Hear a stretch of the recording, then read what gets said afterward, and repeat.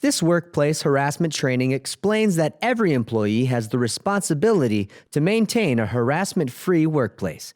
In this training, employees will learn appropriate behaviors that will help maintain a harassment-free workplace. When joking around crosses the line and becomes workplace harassment, realize the importance of the company policies and the law. What to do when someone is the target of harassment. Understand whose job it is to stop harassment. Our narrators, law attorneys Tim Loudon and Chad Richter, provide their expertise and legal perspective. Harassment can mean different things to different people, and not all harassment is unlawful. In the workplace, a federal law known as Title VII of the Civil Rights Act of 1964 prohibits discrimination against applicants and employees based on their race, color, religion, sex, or national origin. In 1980, the federal agency that enforces Title VII, the Equal Employment Opportunity Commission, or EEOC, issued regulations defining sexual harassment as a form of sex discrimination. Since that time, workplace harassment has been interpreted to include all forms of discrimination prohibited by Title VII, as well as two other federal laws, the Americans with Disabilities Act and the Age Discrimination in Employment Act. As a result, harassment is unlawful when based on an individual's race, color, religion, sex, national origin, age, or disability status. Please keep this in mind as we later discuss certain hypothetical situations. So let's get started. When is harassment unlawful? Unlawful versus unprofessional conduct. Unlawful conduct equals violating federal, state, or local law, whereas unprofessional conduct equals violating the company's policies.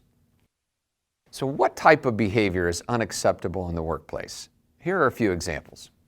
Sexual jokes, vulgar language, flirting, overheard conversations, embarrassing questions, and looking at an inappropriate picture while at work.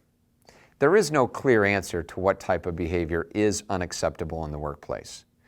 A good rule to follow is if you think it might offend somebody, don't follow through. Scenarios covered in this training will be hostile work environment, quid pro quo, non-employee supplier/vendor, same-sex, third party, handicap, and social media. Now, most people think of sexual harassment when you hear the word harassment, but it's important to realize that there are other types of harassment as equally unacceptable and can have equally serious consequences. Those are protected categories that are the foundation of the harassment and discrimination laws. Federal and state legislators have determined that individuals in these categories should be given special protection under the law. Disrespectful or harassing behavior towards others based on these areas or any other such characteristic may create an uncomfortable and hostile work environment. Now, other types of harassment, physical appearance, age, pregnancy, sexual orientation, gender ID, disability, national origin, religion, race and color, sex and gender. The term harassment describes the behavior that a person finds offensive or otherwise unwelcome and is an unacceptable behavior based on a protected class. Sexual harassment is the most common form of harassment, and it is forbidden by company policy and Title VII of the Civil Rights Act of 1964. Let's take a look at the next few videos and test your understanding of harassment using dramatized scenarios. These videos will help you understand the types of harassment in the workplace. Please note these are actors and the situations are dramatizations to help you understand the differences. There are two types of sexual harassment: hostile work environment and quid pro quo. First, let's talk about hostile work environment. Hostile work environment includes conduct that is severe or pervasive enough to create a work environment that a reasonable person would consider intimidating, hostile, or abusive. Unwelcome, sexual in nature or other types of protected classes, severe or pervasive, offensive to a reasonable person, interfering with the ability to work, creating an offensive, intimidating, or hostile work environment.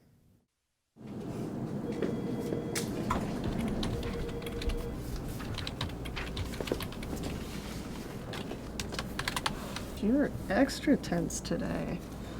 I am married and I don't appreciate it when you... But it's like once a week.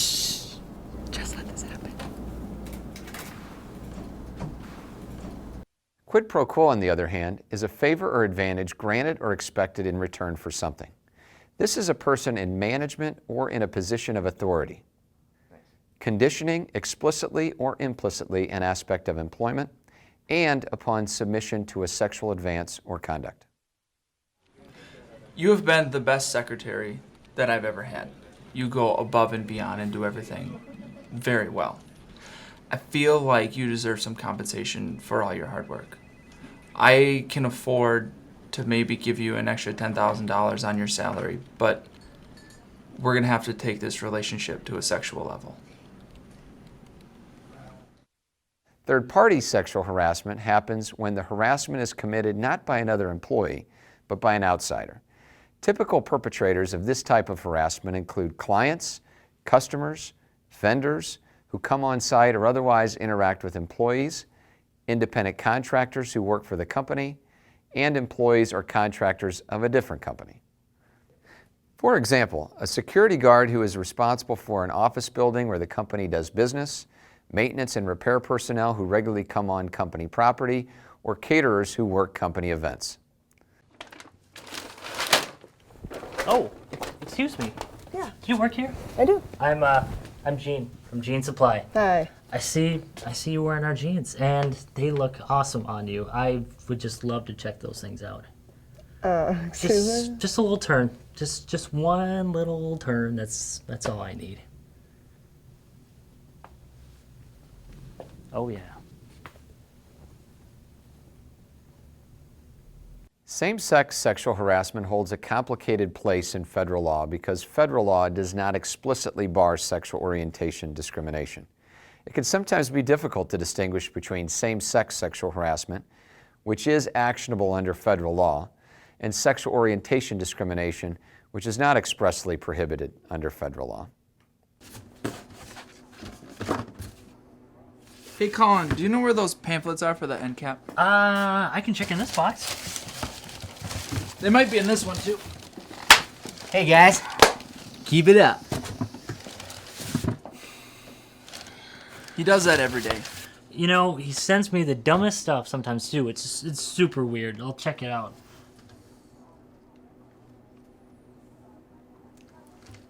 He sends you that?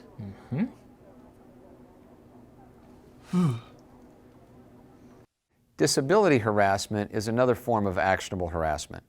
It is illegal to harass an employee or applicant because he or she has a disability, had a disability in the past, or is believed to have a physical or mental impairment that is not transitory, i.e. lasting or expected to last 6 months or less, and minor, even if he or she does not have such an impairment. Harassment can include, for example, offensive remarks about a person's disability.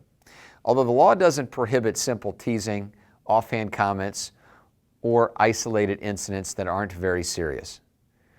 Harassment is illegal when it is so frequent or severe that it creates a hostile or offensive work environment, or when it results in an adverse employment decision, such as a victim being fired or demoted. Yes, this should kill them all. Let me take you to the heaters.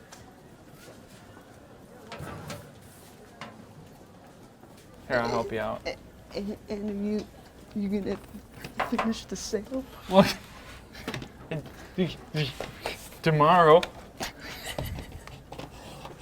Who hired that guy? Don't get it. Well, he better not be getting that shift lead over me, because I sure hope not.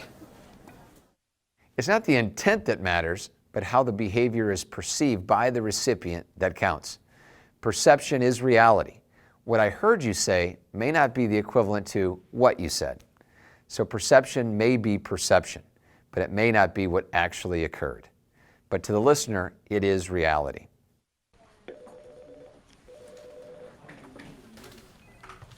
Yes, ma'am. Your 1:15 interview is here. All right, good deal. Go ahead and send her in. Thank you. Yep.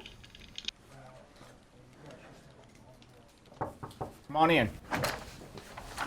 Hi. Hey, how you doing? Good, I'm Paige. I'm Jay. Nice to meet you. Nice to meet you. Go ahead and have a seat. How's everything going? So far, so good. Just really happy to be here. Good. Hi, here's your coffee. Thanks, babe. Did that shipment come in yesterday? It did. I'll send you confirmation. All right, good deal, sweetie. Thank you.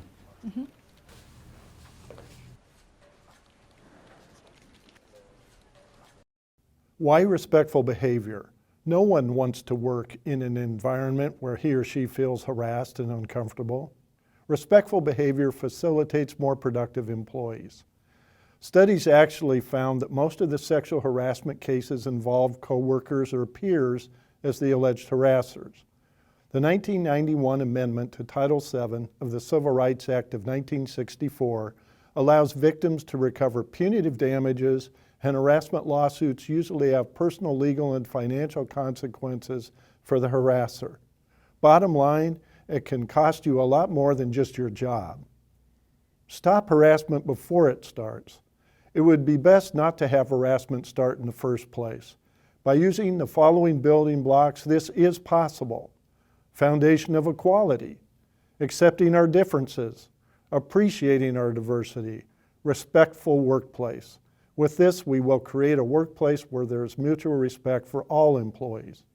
How do we stop disrespectful behavior? The prevention or elimination of harassment is everyone's responsibility. Let's use the acronym STOP. Source, target, observer, person in authority. The source or person performing the action must examine his or her actions and stop those that are offensive to others. We need to make sure our actions are actions that promote respect and not destroy respect. Target. The second person responsible for stopping harassing behavior is the target. Most people are non-confrontational. We're often afraid of the other person's reaction and would rather remain silent. We might be afraid that the harasser will increase the harassing behavior or that he or she might tease us for being oversensitive if we say something. But we must let others know that their behavior is making us uncomfortable. Observer. When we observe harassing behavior, we may think we should stay out of it or that it's none of our business. This is the wrong attitude to have. Allowing such behavior to continue is wrong. We need to call attention to this behavior when we see it. This may involve telling the harasser to stop or reporting harassing behavior to the appropriate person. Playing a role in stopping harassment shows others that harassment will not be tolerated. It also gives support to the target of the harassment who may be feeling scared or hurt. Person in authority. We should expect our company leaders to challenge and investigate disrespectful behavior whenever they witness it or they are told about it, and then to take action. They should maintain a respectful workplace as well as prevent possible retaliation. If a complaint is made, the company will conduct an investigation and take corrective action.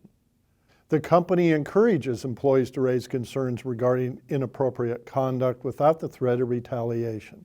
Retaliation is as serious as harassment under the law. It is prohibited. Retaliation for opposition. Retaliation for participation. Anti-retaliation laws protect complainants and witnesses. Acts of retaliation can include threats, reprimands, negative job evaluations, adverse treatment, termination, exclusion of employee, anything that would dissuade a reasonable employee from bringing or pursuing a claim. Employees should not feel obligated to file their complaints initially with their immediate supervisor before bringing the matter to the attention of another member of management. Can I make an off-the-record complaint? There is no such thing as an off-the-record complaint. The employer cannot conduct a secret investigation. Think discretion, not confidentiality. It is everyone's responsibility to stop harassment. No one wants to work in a hostile work environment where they feel harassed. We must do our part to stop harassment and create a comfortable work environment where everyone is treated equally. Remember, it is important to care about what you say, as well as how you say it before you say it. Now, everyone should be familiar with legal consequences and basic knowledge of harassment. If you're not, please seek assistance from your Human Resources Department and refer back to your company handbook.